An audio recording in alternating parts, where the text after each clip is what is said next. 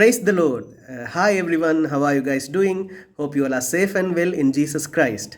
What we are going to discuss today is a little bit different from our last video, in which I talked about how I came to know Jesus Christ and His love. And today we are going to talk about how I, learned to listen to the voice of God, and through that, how I came to know the life purpose He has for me. So I believe that it is very important for Christians to know their life purpose, and also it is important for them to know how to listen to the voice of God. Because I didn't know how to listen to the voice of God, I was being tossed around in the beginning like a small boat on rough seas. It was very difficult. But the Lord was patient with me, and He was full of grace, and I learned to listen to Him. So let me start with that. I came to Jesus in 2018 December, and because at that time I was not, I didn't know how to listen to the voice of God. I thought that someone else was the plan God has for me. Actually, I came across another young lady who was also a Christian, who was also going through a divorce procedure, and she was having kids as well. And I thought maybe this was God's plan. And because she was related to me, my cousins asked me whether I will be able to help her by giving tuition classes to her children, and I agreed. And whenever I went to her place, on my way, God would speak to me and say, Kajanan, this is not the plan I have for you, and I don't want you to be here. But I never listened. I ignored the voice of God. And it's dangerous to do so, but the Lord protected me. And what happened after some time. I was at my cousin's place, and he had bought a new bookshelf, and the guy from that shop was there fixing it. And after fixing it, he asked me to help move it to a different room. And the doctors had warned me that not to lift weights that are above 5 kilos because of my backbone issues. So I couldn't say no to this guy who asked me to help him. And another thing, as I looked at the bookshelf, I thought it is of lightweight material. But as I lifted it only, I found out it was too heavy, way too heavy. And within 2 days, I started to feel the pain. I couldn't sit at any place. I couldn't walk even I couldn't lie down. So it was so painful, and most of the time I had to be in bed.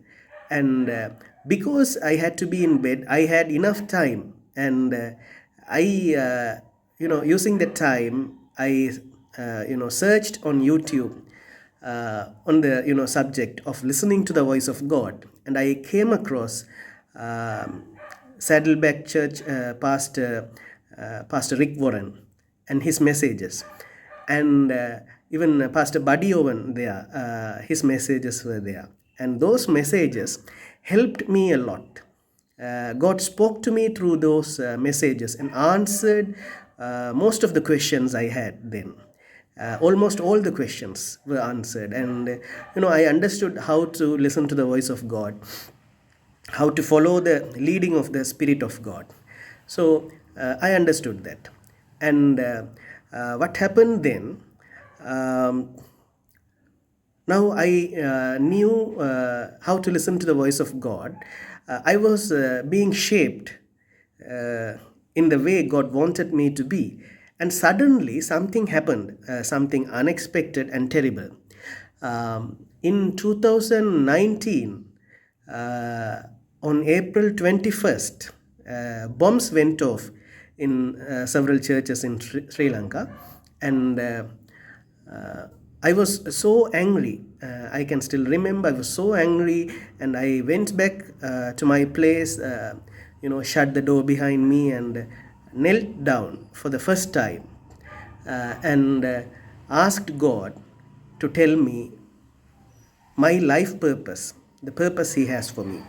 That was the first time I knelt down, I believe, in front of God, and that was the first time I asked Him to reveal the purpose He has for me.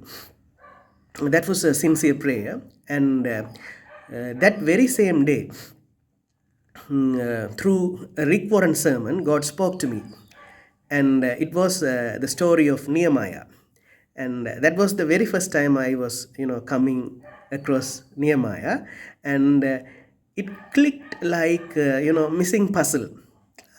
It was a wonderful feeling, and I immediately understood the message. Nehemiah was to go to the hometown, his hometown, and rebuild it because it was a war-torn city. And similarly, God wanted me to come back to Jaffna and the northern province, which was also war-torn, and so that I can rebuild it. So the message was clear, and because of that, I started speaking to certain pastors I knew about it. I spoke to the pastor who was, guiding me initially. His name was Pastor Udayan, and he actually told me that there are enough and more examples in the Bible of Christians being politicians. And I also spoke to a pastor who came from India, whose name was Pastor Vikraman Francis, and he encouraged me by saying, it is because there are not enough Christians in politics. Certain countries are in certain situations, and so because the message from God was so clear and the confirmations were there, I started to think about moving to Jaffna, and the problem was I was facing four obstacles in my path. The first one was that my cousin brother, who is also a Christian, he had started a new business just to help me out, and he had invested so much of money into it. And I just couldn't leave him, saying, God asked me to move to Jaffna. So that was the first obstacle. And the second one was, our aunt who is in UK, my mother's elder sister, she was the one who was, providing financially for us because staying in Colombo was so expensive. And she didn't want us to move to Jaffna because she thought the facilities in Jaffna, when compared to Colombo, is far less, and she didn't want us to leave Colombo. The third one was that my mother was not willing to come to Jaffna because my father back in 1989 was taken by the LTTE in front of her, and she had experienced that kind of a thing, and she was not willing to live in Jaffna for a long time. Coming and going is not a problem, but she was not willing to move to Jaffna. And the fourth one was that I myself was not willing to move to Jaffna. I was half-hearted, and for me also coming and going is okay. I like Jaffna, but to stay there for a long time period, that will be years, right? So I was not willing. So I brought these obstacles to God, and I said, Father, you have asked me to move to Jaffna. If it is actually your will, please remove these obstacles, and then I will move forward confidently. Then what happened? One by one, the good Lord began to remove those obstacles. Firstly, my aunt from UK, she said, she called us and said that she was going through a financial difficulty and she won't be able to help us for a certain period. And they started, me and not me and my mother, but my mother and my aunt, they started talking about moving to Jaffna. And they were talking about it, so that obstacle was taken away. And then I had to move to Jaffna to receive treatment for my backbone issues. Because in Colombo there were several treatments available, but we were not able to pay for them. In Jaffna there was a government hospital using Siddha medicine, and my cousin brother there, who is a Siddha doctor, he suggested that I get admitted to that hospital, and it is actually free of charge. So we decided to come to Jaffna, and I prayed about it, and God confirmed it, and we moved to Jaffna for treatment, not permanently, but for treatment purposes. And Actually, you can see the hospital here in this picture. It is an old building made of limestones, and the temperature inside is so hot and it is so uncomfortable. But it is not the first time I was staying there. Years back, to receive a similar treatment, I was admitted there, and I was there for 11 days, and it was like hell. It was like, when will they allow me to go? But this time, because I knew God and trusted in Him, when He spoke to me and guided me to, get admitted in that hospital, I agreed, a little bit reluctantly, but I trusted Him. And, I had to be there for 40 days. And on the 41st day, they discharged me. But during the 40 days I stayed there, I thoroughly enjoyed my stay. I befriended everyone there, and the Lord, taught me to pray. He taught me to read the Bible. He gave me that desire, and because I was doing that, it was a joyful experience. And when I finally left that place, I actually was so sad that I was actually leaving them all, and it was a totally different experience. So I was experiencing all these things because I was experiencing the relationship I was having with God. That made it all possible. And further, while I was staying at that hospital, God removed all the other obstacles from my path. I started to like Jaffna, and one day my cousin sister was, visiting me, and she said my mother also started to like Jaffna, and those two obstacles were removed. And then, about a couple of days before I was discharged from that hospital, my cousin brother, who was in Colombo, who started a new business just to help me out, he sent me a WhatsApp message. It was about a job opportunity in Jaffna for me. So I understood that he was willing to let me go, because doctors had warned me not to climb staircases.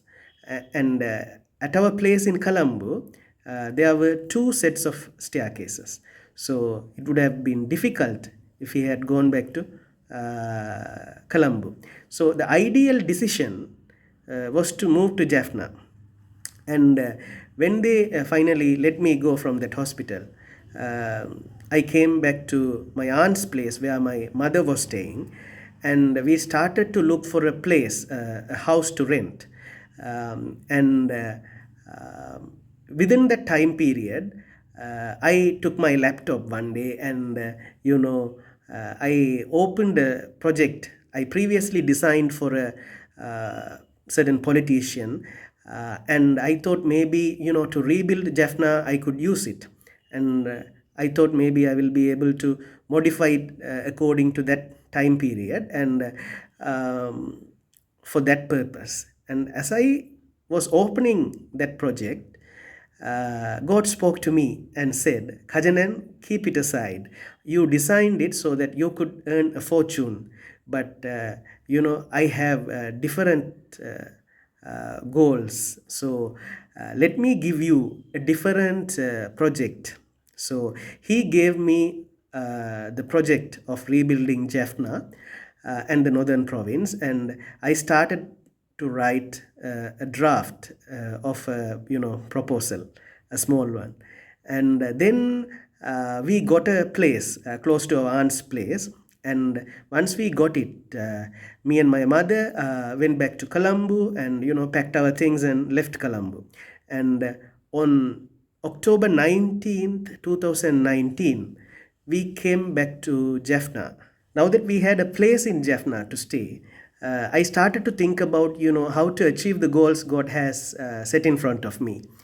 And I fasted for 40 days by skipping a meal each day, and God guided me by confirming the calling, and also by encouraging me to write a letter to the Sinhala people, explaining the actual problems of the Jaffna people and how those problems can be solved. So he was guiding me to collect the actual problems, the information about those problems from the time I was staying at that hospital for treatment. So I have been talking to people from that time, and because I had enough data with me, I collated all and wrote that letter. It was in Tamil and it was a long one, and I needed to translate that to Sinhala language.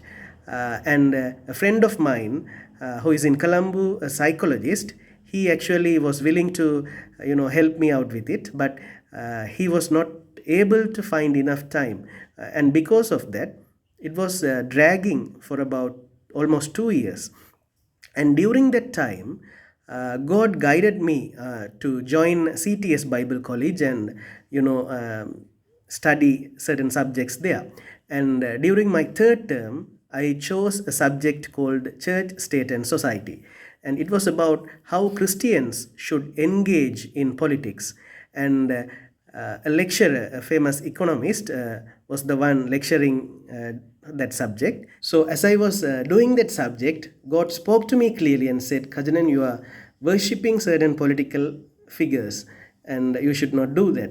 And during that time, a Christian sister also was helping me translate the letter I wrote, and she also told me that.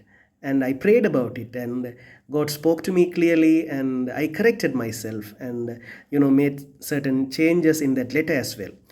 And when I did that, suddenly the friend, the psychologist who was helping me from Colombo, he was able to find time and he helped me within a day, not even a day, within a certain hours, a few hours.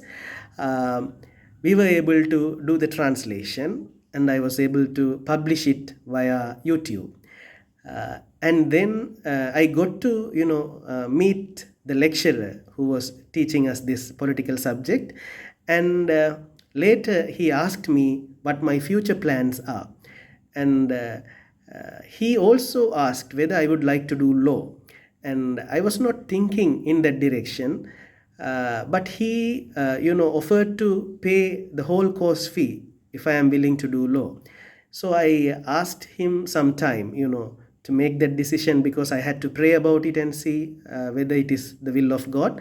And he was so patient with me, and he said, take all the time you need, and once you are confident about it, we can move forward. And I prayed about it for about a month, and God was confirming it again and again. And so once it is clear, I spoke to the lecturer and told him it is the will of God.